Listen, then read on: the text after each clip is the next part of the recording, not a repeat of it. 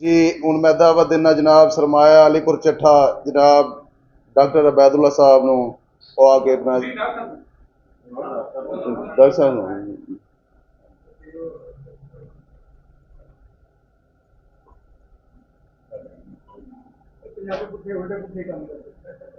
नहमदु व नुसल्ली अला रसूलिन नबील करीम व अला आलिहि व सहबिहि अजमाइन अम्मा बाद फअऊज़ु बिल्लाहि मिनश शैतानिर रजीम बिस्मिल्लाहिर रहमानिर रहीम इन्ना शानिअका हुवल अब्तर सदक़ल्लाहुल अज़ीम। अपना मैसेज तो मैं कुरान दी आयत ही देता है। सारियां दी सारियां तारीफां अल्लाह रब्बुल ज़ुल जलाल दी जेड़ा सारी कायनात दा खालिक है, मालिक है, मुदब्बिर है, मुंतज़िम है, जिसे कब्जा कुदरत हाज़िरू दी जान है, जेड़ा रब्बुल आलमीन है। और लखां ते करोड़ां दरूद सलाम उस मुकद्दस हस्ती लई जिन्हों अल्लाह रब्बुल जलाल ने क़यामत तक दे इंसानां दी हिदायत और रहनुमाई दे लई पैगंबरां दे सिलसिले दी आखिरी कड़ी बना के भेजा। मेरी मुराद खातमुन नबिय्यीन सैयदुल मुरसलीन अहमद मुश्तबा मुहम्मद मुस्तफ़ा सल्लल्लाहु अलैहि वसल्लम दी ज़ात ताहिरा नाल है, जेड़े रहमत लिल आलमीन ने। मैं दो तुहाडे सामने वाक़यात रखना चाहना वा।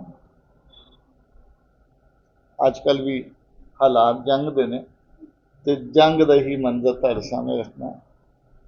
बदर दे मैदान च एक पासे कुफार दा लश्कर है, उन्हें अपनियां पोजीशनां लईआं ने, ते दूसरे पासे मुसलमानां दा लश्कर है जिन्हें अपनियां पोजीशनां लईआं ने। ते रसूलुल्लाह सल्लल्लाहु अलैहि वसल्लम एक टीले ते खलो के कुफार दे लश्कर दा जायजा लैंदे ने। एक तो आप दसदे ने कि इत्थे इत्थे इत्थे इत्थे फलाना फलाना बंदा मारिया जाएगा। अपने लश्कर नूं ज़ाहिर अल्लाह अपने नबी नूं इल्म दिता सीगा और वही के जरिए दस देंदे सन अल्लाह ताला, लेकिन नाल नाल इहदा मकसद सी अपने साथियों नूं हौसला ते वलवला देना। लेकिन जिहड़ा मैं अज गल दसन लगा वो ये कि आपने इशारा करके क्या कि ए बंदा ए बंदा ए बंदा ए बंदा, ये अपने लश्कर दे बड़े बेहतरीन लोग ने, काश ये कलमा पढ़ लेंदे।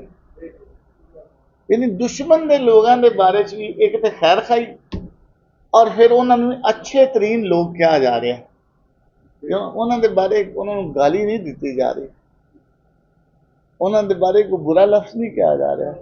दुश्मन के बारे च भी अच्छा लफ्ज आप इरशाद फरमा रहे।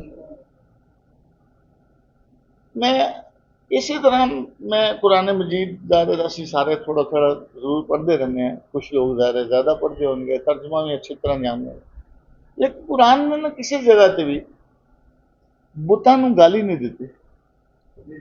कुरान ने हालांकि क्या है कि शिरक जुल्म अजीम है, सब तो बड़ा गुनाह शिरक है, हर चीज माफ हो जाएगी, शिरक माफ नहीं होएगा। लेकिन किसी बुत नूं गाली नहीं कटी। एक चीज़ां ने जिहड़ियां सानू भी उन्हां नूं फॉलो करना है। यानी किसी दे झूठे खुदा नूं भी गाल ना कड्डो, किते तुहाडे सच्चे खुदा नूं वो गाल ना कड्डो। मैं समझना देखो मेरी इस शहर जी प्रैक्टिकल लाइफ है, जी समाजी तो सियासी जिंदगी है, वो जिस तरह भट्ट साहब ने कहना मैं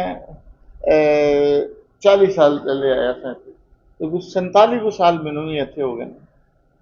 मैं इतने बहुत सारे लोगों का वास्ता पाया, जिस तरह साडा बशारत साहब नाल तल्लक है, उन्होंने अब्बा जी नाल भी उंज दा ही तल्लक सी, उन्ना ही प्यार का, उन्ना ही मुहब्बत का। मैं याद है 2-3 बारी उन्होंने कोल घर हाजिर होए हैं, बड़ा प्यार किया उन्होंने, बड़ी मतलब मेजबानी की, मेहमान नवाजी की, बड़ी खातरमदारी की। जोड़ा भी मसला किसी का लैके गए सन, उन्हें कहा बेटा जी फिक्र ही ना करो। इस तरह शफीक साहब के वालिद साहब असलम डार साहब, अल्लाह दोनों बुजुर्गों को गरीक रहमत करे, सारे दोस्त जिन्होंने बुजुर्ग इस दुनिया में सब नूं अपने जवारे रहमत की जगह दे। मैनू याद है 2-4 दफा उन्होंने मामलात होए जी, हाँ उन्होंने वास्ते भी जी जी अल्लाह ताला जेड़े जिंदा ने उन्होंने तो अपनी रहमत करे, उन्होंने साया शफकत हमेशा कायम रखे। मैं अर्ज कर रहा सी कि इस शहर च इस तो इलावा ऐसे लोग भी होंगे जिन्हों के बारे साड़ी राय कि यार वो अच्छे किरदार के लोग नहीं, ऐसे लोग। मैं डार साहब की गल कर रहा था, ਜਦੋਂ भी कभी किसी के मसले वास्ते उन्होंने ना मुलाकात की, बड़ी शफकत करते थे, बड़ी मुहब्बत करते थे। एक मिसाल ने ये लोग जिहड़े ने। लेकिन इसी तरह शहर च ऐसे लोग भी सन जिन्हों के बारे साडा एहसास है कि यार वो अच्छी कमाश के लोग नहीं, लेकिन उन्होंने भी इस शहर ना माड़ी मोटी इज्जत बनाई है अपने किरदार दे नाल या अपने मामलात दे नाल। मैनू एक दफ़ा किसी दोस्त ने किसी दूसरे दोस्त के खिलाफ मेरे कोलों कोई राय लैन की कोशिश की और चाहा कि मैं उसके खिलाफ कोई कार्रवाई कोई हंगामा राई कुछ करा। मैं कहा यार मैं पगड़ियां उछालन का कायल नहीं है। मतलब ये दोनों दोस्त बैठे ने, ज़ाहिर इन्हां दा सियासी तलक अपना अपना है, लेकिन मेरा ख्याल है इन्हां नाल मुहब्बत के रिश्ते च कभी कोई कमी ना ना इन्हां ने महसूस होने दी, ना असीं कभी कोशिश की कि इन्हां दे एहतराम विच कभी कोई कमी ना।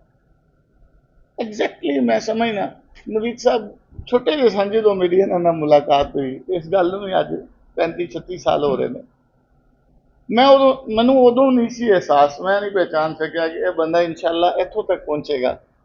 अल्लाह ताला मजीद तरक्कियां अता करे। मैं बड़ा सादा जा नौजवान सी, हुण भी मैं इन्हां दी जिहड़ी इखलास है यानी उहदी तारीफ भी करना और दुआ करना कि अल्लाह ताला इन्हां नूं मजीद तरक्कियां भी देवे, मजीद इज्जत तो भी नवाजे।